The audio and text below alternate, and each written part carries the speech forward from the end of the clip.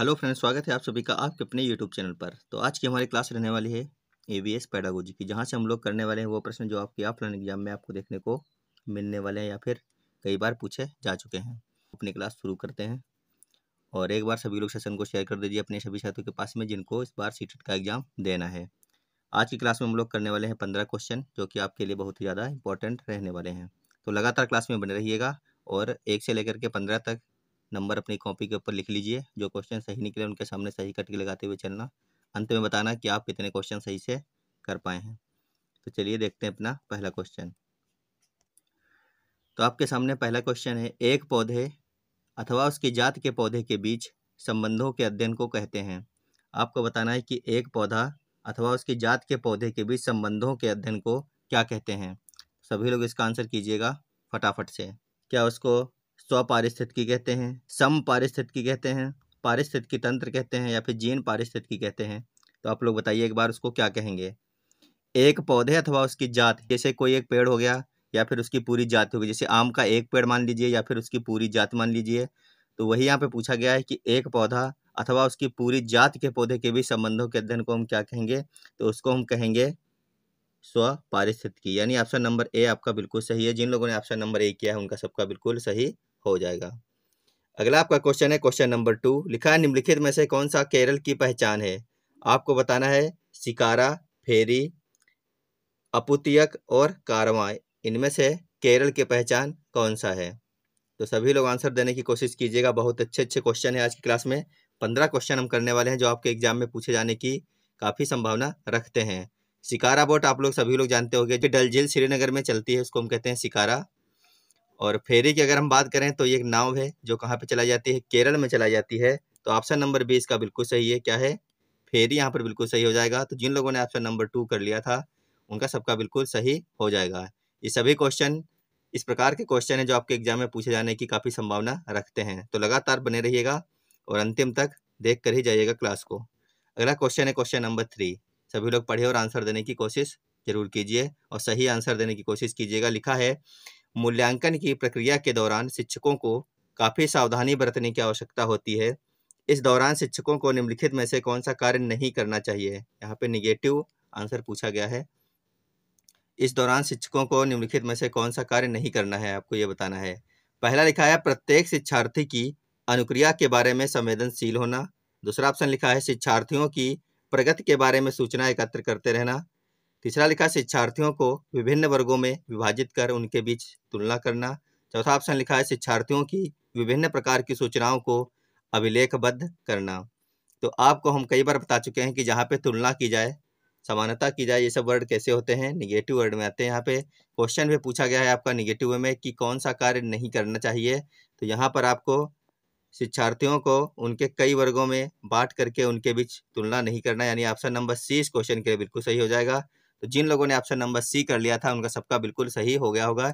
इस प्रकार के क्वेश्चन आपके एग्जाम में 2 से 3 आपको देखने को मिल सकते हैं, यानी कि निगेटिव क्वेश्चन पूछा जाता है। तो आप लोग इसको याद रखिएगा।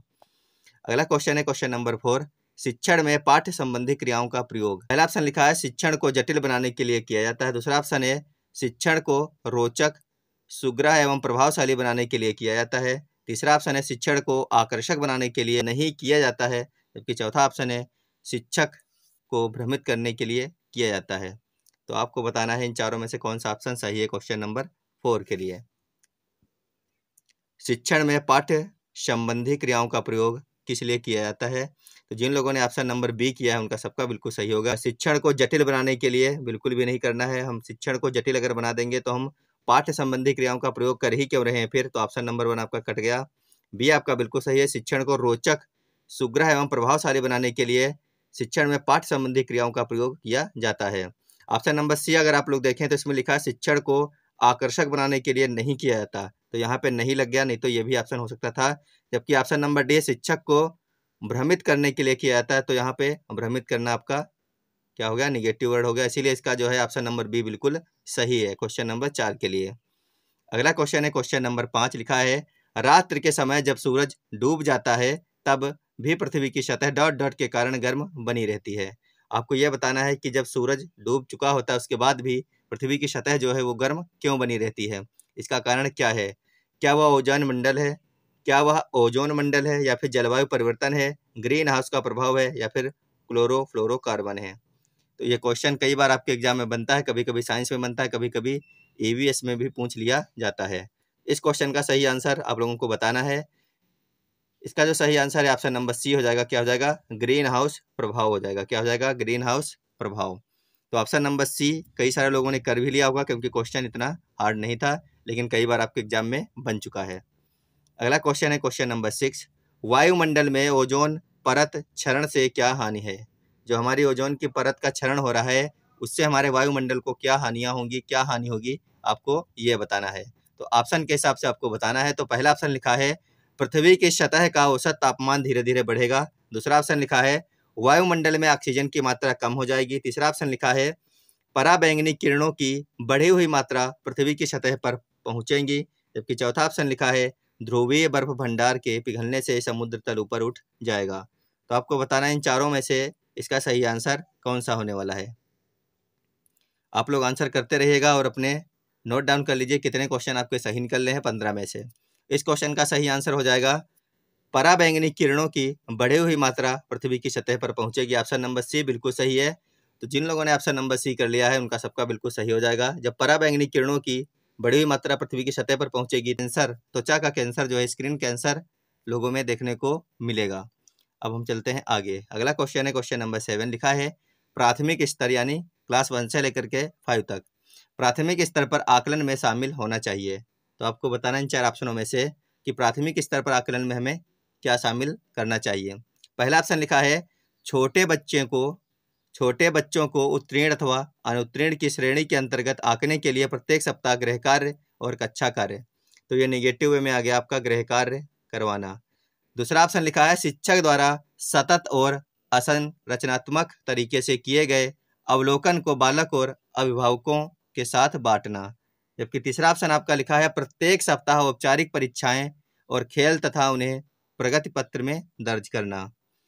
चौथा ऑप्शन लिखा है अर्धवार्षिक और वर्ष के अंत में वार्षिक परीक्षाएं। तो बताइए प्राथमिक स्तर पर आकलन में हमें किसको शामिल करना है और किसको नहीं करना है।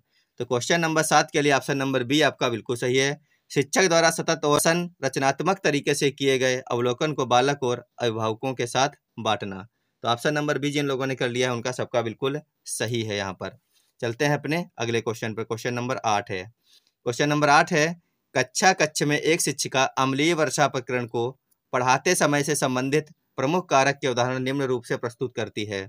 कोई एक शिक्षिका है जो कि अपनी कक्षा में अम्लीय वर्षा के प्रकरण को पढ़ाते समय यह उदाहरण प्रस्तुत कर रहे हैं। पहला लिखा है कार्बन मोनोऑक्साइड, दूसरा लिखा है नाइट्रस ऑक्साइड, तीसरा है सल्फर ऑक्साइड और चौथा है कार्बन डाइऑक्साइड।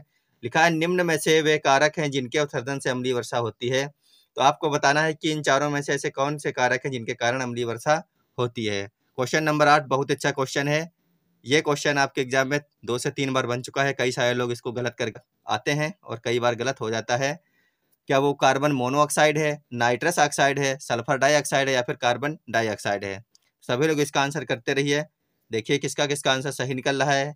तो हमें पता है कि अम्लीय वर्षा में नाइट्रस ऑक्साइड और सल्फर डाइऑक्साइड होती है। तो ऑप्शन नंबर इसका जो है बी वाला बिल्कुल सही हो जाएगा, जहाँ पे 2 एवं 3 लिखा है। तो जिन लोगों ने ऑप्शन नंबर बी कर लिया था उनका सबका बिल्कुल सही हो गया होगा। क्वेश्चन नंबर 9 है पर्यावरण की प्रतियोगिताओं का मुख्य उद्देश्य नहीं है।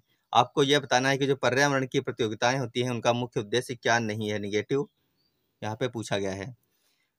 तो ऑप्शन नंबर 1 लिखा है बालकों को पर्यावरण विषय का विद्यमान बनाना। दूसरा लिखा है पर्यावरण संबंधी समस्याओं के प्रति सचेत करना। तीसरा लिखा है प्रदूषण की रोकथाम संबंधी उपाय से परिचित कराना। चौथा ऑप्शन लिखा है पर्यावरण विषय के प्रति रुचि का विकास कराना। तो आपको अब यह यहाँ पे बताना था इन 4 ऑप्शनों में से कौन सा ऑप्शन इस क्वेश्चन के लिए सही रहने वाला है। तो बालकों को पर्यावरण विषय का विद्वान बनाना, यहाँ पे हो जाएगा विद्वान हो जाएगा यहाँ पर ऑप्शन नंबर 1 में, जहाँ पे विद्यमान लिखा है। बालकों को पर्यावरण विषय का विद्वान बनाना इसका कारण या फिर इसका उद्देश्य नहीं है। ऑप्शन नंबर ए इस क्वेश्चन का बिल्कुल सही हो जाएगा। बाकी बी सी डी जो है पॉजिटिव जो है ऑप्शन है, निगेटिव जो है वो ऑप्शन नंबर ए है सिर्फ। चलते हैं अगले क्वेश्चन पर। क्वेश्चन नंबर 10 है आपका आप परीक्षा में निरीक्षण का कार्य करना चाहते हैं, आपका पुत्र भी परीक्षार्थी है, आप क्या करेंगे? इस प्रकार के क्वेश्चन अब आपको देखने को मिलने वाले हैं आपके एग्जाम में कि आप परीक्षा में निरीक्षण का कार्य करना चाहते हैं, यानी आप अपनी ड्यूटी लगवाना चाहते हैं, लेकिन आपका जो पुत्र है वह परीक्षार्थी है, तो आप क्या करेंगे? क्या अपनी ड्यूटी उस कक्ष में लगवाएंगे, या फिर अपनी ड्यूटी उसके कक्ष में बिल्कुल नहीं लगवाएंगे, या फिर स्वयं ड्यूटी ना करके अपने मित्र की ड्यूटी लगवाएंगे, या फिर उड़न दस्ते में सम्मिलित होने का प्रयास करेंगे? तो बताइए आप इनमें से क्या करना चाहेंगे? क्वेश्चन नंबर 10 के लिए बताइए सही आंसर क्या हो जाएगा। तो क्वेश्चन नंबर 10 का ऑप्शन नंबर जो है आपका बी बिल्कुल सही है। अपनी ड्यूटी उसके कक्ष में बिल्कुल नहीं लगवानी है आपको। तो ऑप्शन नंबर बी जिन लोगों ने कर लिया उनका सही है, बाकी ए सी डी जो हैं ये तीनों गलत हैं। देखते हैं अगला क्वेश्चन। क्वेश्चन नंबर 11 है, आप अपने साथियों में जो आपके साथ पढ़ते हैं सबसे ज़्यादा पसंद करते हैं। यानी जो आपके साथ में आपके साथी लोग पढ़ते हैं, तो आप सबसे ज़्यादा उनमें क्या पसंद करते हैं? जो परिश्रमी होते हैं तथा समय की पाबंदी का ध्यान रखते हैं, आप उनको पसंद करते हैं, या फिर जो कक्षा अध्यापक की खुशामद करके अपना व आपका भी काम निकाल सकते हैं, आप उनको पसंद करेंगे, या फिर जो बातूनी हो और बात करके सब पर अपना प्रभाव जमाते हो, आप उनको पसंद करते हैं, या फिर ऑप्शन नंबर डी लिखा है, जो देखने में आकर्षक हो, सदा जो है सज संवर कर रहते हो, आप उनको पसंद करेंगे। तो बताइए इनमें से आप किसको अपना दोस्त बनाना चाहेंगे? फटाफट सभी लोग आंसर करिए। क्वेश्चन नंबर 11 का जो है सही आंसर क्या रहने वाला है? तो क्वेश्चन नंबर 11 का जो सही आंसर है वह हो जाएगा, जो परिश्रमी होते हैं तथा समय की पाबंदी का ध्यान रखते हैं, तो आप क्या करेंगे? आप उनको अपना मित्र बनाना पसंद करेंगे। अगला क्वेश्चन है क्वेश्चन नंबर 12। सभी लोग पढ़िए कीजिए, सही आंसर निकल जाए। लिखा है, पर्यावरण विषय में बालकों की रुचि उत्पन्न करने के लिए क्या करना चाहिए? आपको ऐसा क्या करना है कि पर्यावरण के प्रति बालकों में रुचि उत्पन्न हो जाए? पहला ऑप्शन है कहानी एवं खेल विधि से शिक्षण। दूसरा ऑप्शन लिखा है विद्यालय की ओर से पुस्तकें उपलब्ध कराना। तीसरा ऑप्शन लिखा है समय विभाग चक्र में पर्यावरण विषय के लिए अतिरिक्त कालांश देंगे। चौथा ऑप्शन लिखा है कमजोर छात्रों के लिए अतिरिक्त कक्षा की व्यवस्था। तो बताइए इन ऑप्शनों में से सही ऑप्शन कौन सा है? कमजोर छात्रों के लिए अतिरिक्त कक्षा की व्यवस्था ये हो नहीं सकता है, और ज़्यादा समय देना अतिरिक्त कालांश यानी कि अधिक टाइम देना ये भी नहीं हो पाएगा। विद्यालय की तरफ से पुस्तकें उपलब्ध कराना, तो ये कहाँ तक सही है आप लोग बताइए? या फिर कहानी एवं खेल विधि से शिक्षण कराना, ये बिल्कुल सही है। इससे क्या होगा? बच्चों में पर्यावरण के प्रति रुचि जो है उत्पन्न हो जाएगी। अगला क्वेश्चन है क्वेश्चन नंबर 13। लिखा है, आपने देखा होगा कि सर्विस स्टेशनों पर मोटर कारों की प्रदूषण जांच की जाती है। इस जांच में मापा जाता है। सभी ने देखा होगा कि कई जगह पे बोर्ड लगे रहते हैं प्रदूषण जांच केंद्र, तो वहाँ पे गाड़ियों में क्या मापा जाता है आपको ये बताना है। क्या सीसा और कार्बन कणों की मात्रा को मापा जाता है, या फिर कार्बन मोनोऑक्साइड की मात्रा को मापा जाता है, कार्बन डाइऑक्साइड की मात्रा को मापा जाता है, या फिर सल्फर डाइऑक्साइड की मात्रा को मापा जाता है? तो आप लोग बताइए एक बार किसको मापा जाता है? क्वेश्चन नंबर 13 का सही आंसर क्या हो जाएगा?